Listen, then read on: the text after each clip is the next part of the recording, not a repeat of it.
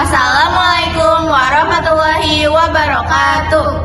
Saya Azralia Sidki dari absen 01. Saya Safana Zahira dari absen 29. Kami berdua akan menjelaskan materi tentang Revolusi Filipina. Latar belakang revolusi ini bermula dari kepemimpinan Ferdinand Marcos yang telah berkuasa sejak 1965. Pada 1972, ia menerapkan darurat militer yang berlangsung hingga 1981 yang digunakan untuk membungkam oposisi, mengendalikan media, serta menangkap lawan-lawan politiknya termasuk Benigno Aquino. Ferdinand Marcos semakin tidak populer setelah kebijakan represifnya menekan kebebasan rakyat Filipina dan menyebabkan korupsi merajalela di dalam pemerintahan.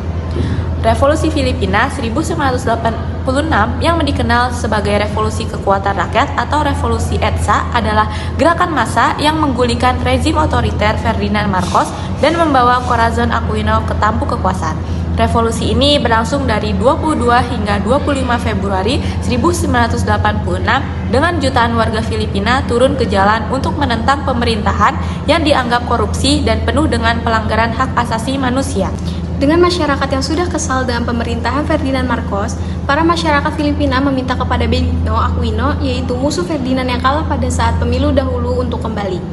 Karena sebentar lagi memasuki masa pemilu, masyarakat meminta Benigno untuk melawan Marcos di pemilu. Tetapi pada saat ingin kembali ke Filipina, pemimpin oposisi yang sebelumnya diasingkan ke Amerika Serikat, yaitu Benigno Aquino, ia langsung dibunuh di Bandara Internasional Manila. Pembunuhan ini memicu kemarahan publik dan gelombang protes yang semakin besar terhadap pemerintahan Marcos. Kematian Aquino menjadi simbol perlawanan rakyat.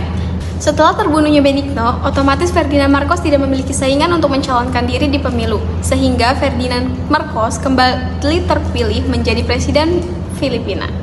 Masyarakat Filipina melakukan aksi demonstrasi besar-besaran untuk menolak hasil pemilu karena Ferdinand Marcos menjadi presiden kembali.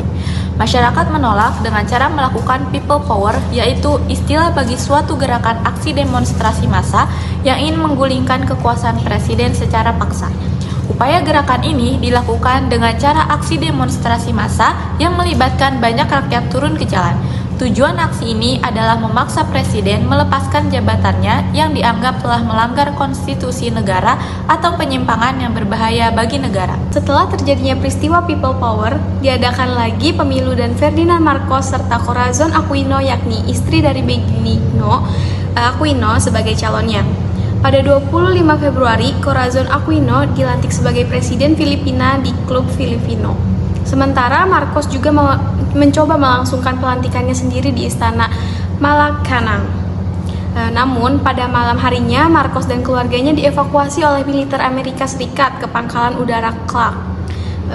Kemudian diterbangkan ke Hawaii. Dengan kepergian Marcos, Corazon Aquino resmi menjadi presiden pertama Filipina yang dipilih secara demokratis setelah bertahun-tahun pemerintahan diktator.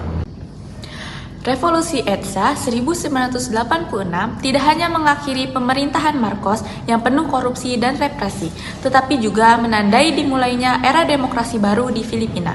Corazon Aquino segera membentuk pemerintahan baru dan memperkenalkan Konstitusi 1987 yang membatasi masa jabatan presiden hanya satu periode 6 tahun untuk mencegah terulangnya pemerintahan otoriter. Revolusi ini juga menjadi inspirasi bagi gerakan pro-demokrasi di berbagai negara, termasuk Indonesia pada 1998. Keberhasilan revolusi ini menunjukkan bahwa perubahan besar dapat terjadi melalui perlawanan damai dan kesatuan rakyat. Dengan kekuatan doa, solidaritas, dan keberanian, jutaan rakyat Filipina berhasil menggulingkan seorang diktator tanpa menumpahkan darah yang besar. Sekian materi dari kami. Wassalamualaikum warahmatullahi wabarakatuh.